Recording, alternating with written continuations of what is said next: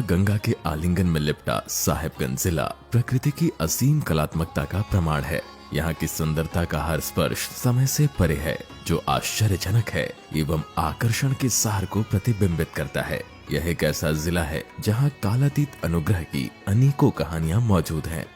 यह एक ऐसा अनोखा परिक्षेत्र है जहाँ प्रकृति स्वयं कलाकार है और हर मोड़ कला का एक बेमिसाल साक्ष्य। उधवा के पक्षी अभयारण्य की मंत्रमुग्ध कर देने वाली फिजाओं से मंडरों के जीवाश्म पार्क में मौजूद प्राचीन जीवाश्म तक हर कोना अनंत काल की गाथा सुनाता है। गंगा के तट पर स्थित राजमहल कभी अपने शाही मामलों के लिए प्रसिद्ध था। यह मनमोहक क्षेत्र तत्कालीन बंगला सूबा की राजधानी हुआ करता था, जिसे मुगल बंगाल के नाम से भी जाना जाता था। यहाँ मुगल गवर्नर मान सिंह के अधीन आज के बंगाल, बिहार, झारखंड और ओडिशा राज्य शामिल थे। मान सिंह के शासनकाल के दौरान बंगाल के नवाबों ने कई मस्जिद, महल, बरादरी आदि का निर्माण करवाया, जो प्राचीन काल के वास्तुशिल्प पूर्णता के उदाहरण थे। ये संरचनाएं राजमहल के परिदृश्य की शोभा बढ़ाने वाली वास्तुशिल्प प्रतिभा का प्रमाण थी। हालांकि समय के साथ उन गौरवशाली दिनों की गूंज फीकी पड़ गई और राजमहल अब इस शानदार स्मारकों के खंडहर के बीच खड़ा है। हर ढांचे के अवशेष बीते युग की कहानियां सुनाते हैं और हमें उस राजसी वैभव की याद दिलाते हैं जो कभी इस ऐतिहासिक क्षेत्र को परिलक्षित करता था। इन इमारतों में मुख्य रूप से शामिल है सिंघी दलान। कहा जाता है कि सिंघी दलान का निर्माण या तो 16वीं शताब्दी के अंत में बंगाल में मुगल सम्राट अकबर के वायसराय राजा मानसिंह प्रथम द्वारा या 17वीं शताब्दी के मध्य में मुगल सम्राट शाहजहां के दूसरे बेटे शाह सूजा द्वारा करवाया गया था।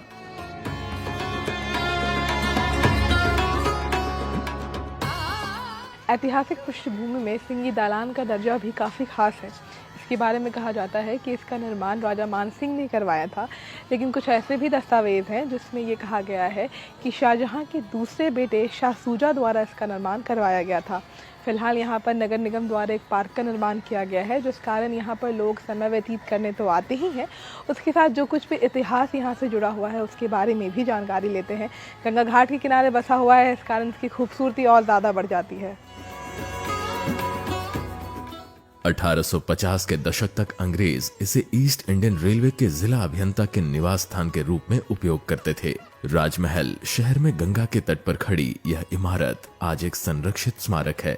सिंघी दलान राजमहल शहर के बीचों बीच मुगल काल के दौरान बनाया गया था। अपनी विशिष्ट वास्तुकला की वजह से सिंघी दलान गंगा का एक शानदार दृश्य प्रस्तुत करता है।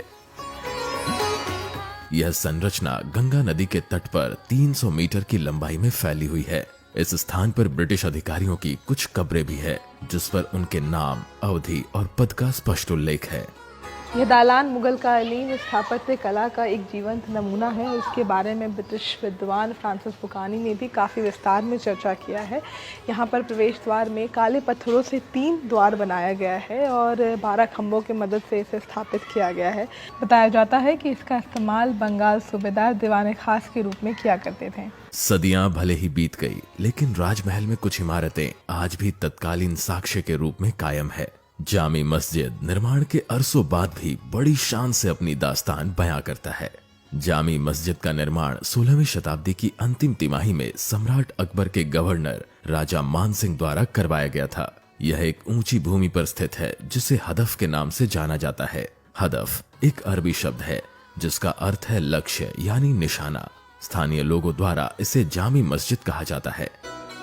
यहाँ पश्चिम में एक बड़ा प्रार्थना कक्ष है और एक विशाल प्रांगण है जो एक ऊंची परिसर की दीवार से घिरा हुआ है, जिसके अंदर की तरफ मेहराबदार ताखें हैं और इसके उत्तर, दक्षिण और पूर्व में 3 प्रवेश द्वार हैं। अंतिम भाग में मुख्य प्रवेश द्वार है, जिसके सामने एक बरामदा है। मस्जिद के प्रार्थना कक्ष में एक बड़ा केंद्रीय हॉल है, जो बड़ी खिड़कियां और उनके नीचे निस्तार बने हुए मुंडेर द्वारा उत्पन्न प्रभाव के कारण बाहर से 2 मंजिला दिखता है। माना मैं तुम्हारे नए शहर की पुरानी इमारत ही सही, लेकिन लोग आज भी मुझ में अपना बीता हुआ कल ढूंढते हैं। राजमहल में मौजूद ऐतिहासिक स्मारकों में सबसे खास है जामी मस्जिद। ये जो मस्जिद है, इसका निर्माण राजा मान सिंह ने करवाया था, जो कि अकबर के राज्यपाल थे। ये जो मस्जिद है ये ऊंचाई पर स्थित है, जिसे कि हदफ कहा जाता है। हदफ का अर्थ होता है लक्ष्य या फिर तीरबान। जब हम इस मस्जिद में प्रवेश करते हैं तो सबसे इसके सेंटर में एक बड़ा ही भव्य प्रार्थना स्थल है। एक वक्त ऐसा था जब ये महल वैसे जर्जर स्थिति में आ चुका था, लेकिन फिर एएसआई ने इसे अपने अंतर्गत लिया और वापस से इसे पुनर्जीवित कर दिया है। आज यहाँ के टूरिस्ट के लिए, ऑल ओवर द वर्ल्ड के टूरिस्ट के लिए ये बड़ा ही इम्पॉर्टेंट हिस्टोरिकल साइट है, जहाँ पर लोग देश विदेश से आते हैं, यहाँ मौजूद इतिहास को देखते हैं, जानते हैं और समझते हैं। जामी मस्जिद से कुछ ही दूरी पर स्थित है बारादरी। बारादरी को दक्षिण एशियाई मुस्लिम राजघरानों के बीच एक सामाजिक रुतबा का प्रतीक माना जाता था। इमारत में 12 दरवाजे होते थे, इसलिए इसे बारादरी कहा जाता था। 12 का उर्दू में मतलब होता है 12 और दार का मतलब दरवाजा। बारादरी को नागेश्वर बाग के नाम से भी जाना जाता है। इस इमारत के निर्माण को लेकर हमेशा विवाद रहा है। कुछ विद्वान इसका श्रेय राजा मान सिंह के प्रतिद्वंदी फतेह जंग खान को देते हैं, जबकि कुछ इसका श्रेय बंगाल के नवाब मीर कासिम अली को देते हैं। ऊंची जमीन पर बनी इस इमारत में लगभग 18.10 मीटर लंबे एवं 16.25 मीटर चौड़े मंच पर 9 मीटर ऊंची ईंटों की एक विशाल दीवार है। वर्तमान में दीवार के अवशेषों की ऊंचाई 5 मीटर ही रह गई है। बाड़े के एक कोने पर गार्ड रूम की व्यवस्था के साथ एक गेट है। बारादरी को नागेश्वर बाग के नाम से भी जाना जाता है। इसके निर्माता को लेकर कुछ विवाद है। कुछ कहते हैं कि राजा मान सिंह के प्रतिद्वंदी फतेह जंग खान ने इसका निर्माण करवाया था 1592 में, तो कुछ ऐसे भी दस्तावेज हैं जहां ऐसा कहा गया है कि बंगाल के नवाब मीर कासिम अली ने 1763 में इसका निर्माण करवाया था। वर्तमान समय में जामी मस्जिद और बारादरी दोनों ही एएसआई रांची सर्कल के अंतर्गत आता है, जो इसे संरक्षित करने का कार्य कर रहे हैं। इनके द्वारा यहाँ कई आवश्यक जीर्णोद्धार कार्य किए गए हैं। ये संरचनाएं केवल स्मारक नहीं है, ये कलात्मक पूर्णता की फुसफुसाहटें हैं जो आज भी हवा में गूंज रही हैं। आज राजमहल खुद को राजसी स्मारकों के अवशेषों में सिमटा हुआ पाता है। प्रत्येक इमारत अब एक काव्यात्मक साक्ष्य के रूप में मौजूद है, जो इतिहास की तहों में खोए हुए राजसी युग की कहानियां सुनाता है। वर्ष 1820 में विद्वान बकानन ने इस स्थल का भ्रमण किया और उसे पूर्णतया जीर्णावस्था में पाया। इसकी एक वजह यह भी है कि उस वक्त इसकी छत की लकड़ियां राजमहल के नवाब रकुनुद्दौला के मकान के निर्माण में इस्तेमाल की गई थी। फिलहाल ये जो स्ट्रक्चर है ये एएसआई के अंडर आता है और उन्हीं के द्वारा इसका संरक्षण किया जा रहा है।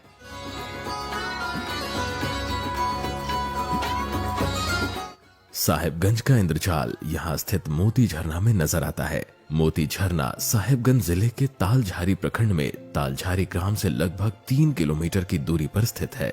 यह झरना राजमहल नामक पहाड़ियों से 3 भागों में विभाजित होकर गिरता है, जिसकी ऊंचाई लगभग 50 मीटर है। इस झरने के निकट एक गुफा है जहाँ एक शिव मंदिर स्थित है, जिसे मोतीनाथ भी कहते हैं। इसी कारण इस झरने का नाम मोती झरना पड़ा। ये जो झरना जो है यहाँ से 8 किलोमीटर आगे पहाड़ी पर से पहाड़ से फूट करके निकलते हैं, पहाड़ के निकल करके और घूमते हुए आकर के फिर ये जल प्रवाह इस धाम पर गिरता है। यहाँ से सीधे उत्तर वाहिनी गंगा में जाके मिल जाते हैं। और ये मोतीनाथ धाम इसलिए पड़ा कि ये जल जो हमारे जो प्रवाह हो रहे हैं मोती की तरह झरझर करके गिरते हैं, इसी के चलते इसका नाम मोतीनाथ धाम है। इसका प्राचीन नाम अर्धनागेश्वर धाम है, जो पूर्व काल में प्राचीन जमाने में इसका नाम अर्ध, क्योंकि ये जो मैया पार्वती और शिवलिंग आधे आधे है यहाँ 2 भाग में, तो उसको नाम को नया नाम जो बनने के समय में नया नाम मोतीनाथ धाम दिया गया, ये जल के नाम से।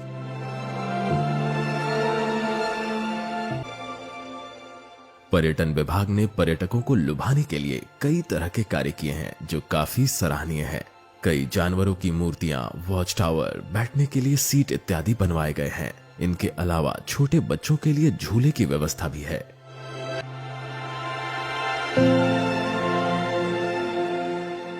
यहाँ हवा प्रकृति की मीठी खुशबू से सराबोर है और गिरते पानी की वाद्य रचना एक ऐसा संगीत सुनाती है जो न केवल कानों में बल्कि आत्मा में भी गूंजती है। मोती झरना प्रकृति की सुंदरता और आध्यात्मिक मान्यताओं का एक अद्भुत संगम स्थल है।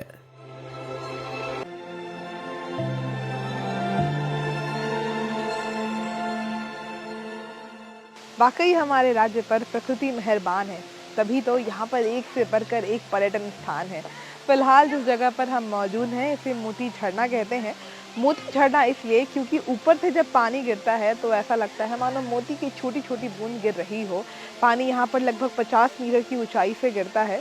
पास ही में शिवनाथ धाम भी है जिसे मोतीनाथ धाम भी कहते हैं। यहाँ पर भगवान शिव को पूजा जाता है। पर्यटक यहाँ पर न केवल साहिबगंज या फिर झारखंड से बल्कि पूरे देश से पहुँचते हैं। कुछ यहाँ झरने की खूबसूरती का आनंद उठाते हैं तो कुछ यहाँ पर बाबा के दर्शन को आते हैं।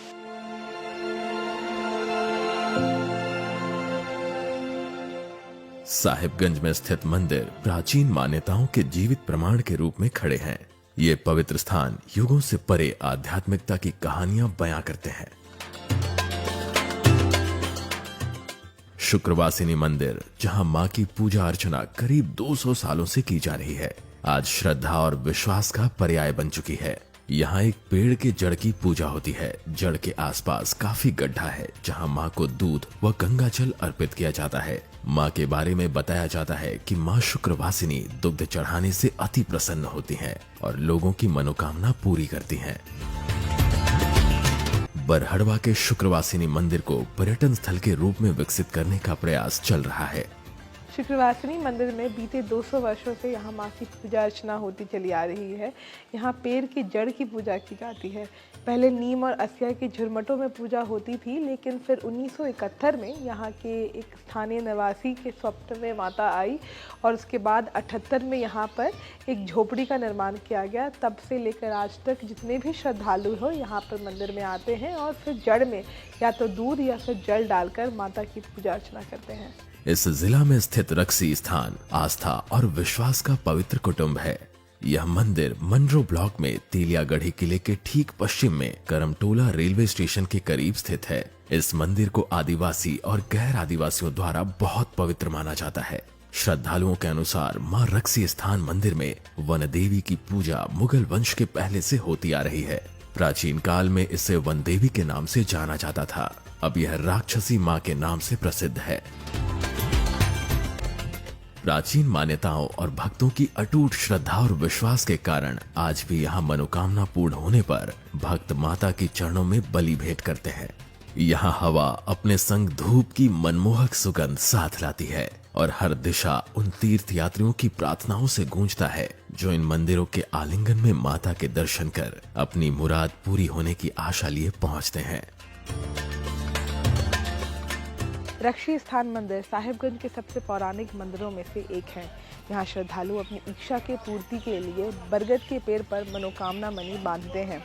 इनके द्वारा बताया जाता है कि यहाँ वन देवी की पूजा मुगल शासन से होती चली आ रही है। एक बार जब श्रद्धालुओं की इच्छा पूरी हो जाती है तो वो यहाँ पर आते हैं, मनोकामना मणि को उतारते हैं और उसके बाद यहाँ पशु बलि दी जाती है। खासकर शनिवार और मंगलवार के दिन भारी मात्रा में श्रद्धालुओं की यहाँ पर भीड़ जुटती है।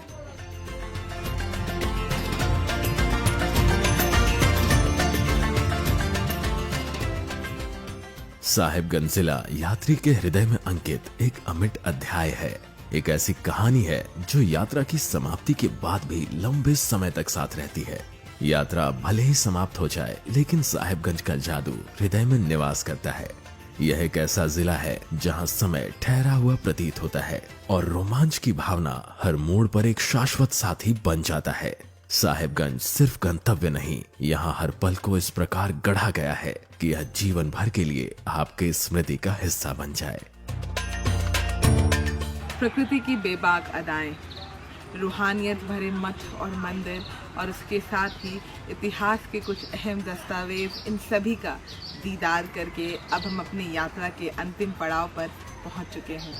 कहते हैं कुछ सफ़र इतने खूबसूरत होते हैं कि अगर मंजिल पीछे छूट भी जाए तो जो स्मृति आप बनाते हैं वो जीवन भर आपके साथ चलती है। साहिबगंज एक ऐसा ही जिला है, भले ही ये गंतव्य पीछे छूट जाए, लेकिन जितनी स्मृतियाँ यहाँ बनी हैं, जिस प्रकार ये जिला हर मोड़ पर आपको अवाक छोड़ देता है, वो जिंदगी भर आप अपने साथ लेकर चलते हैं। अब हमें दीजिए इजाज़त। हम उम्मीद करते हैं ये सफ़र जितना खूबसूरत हमारे लिए रहा हो, जितना आनंदमय हमारे लिए रहा, उतना ही आनंद आपको भी हमारे साथ इस सफ़र पर चलकर आया हो।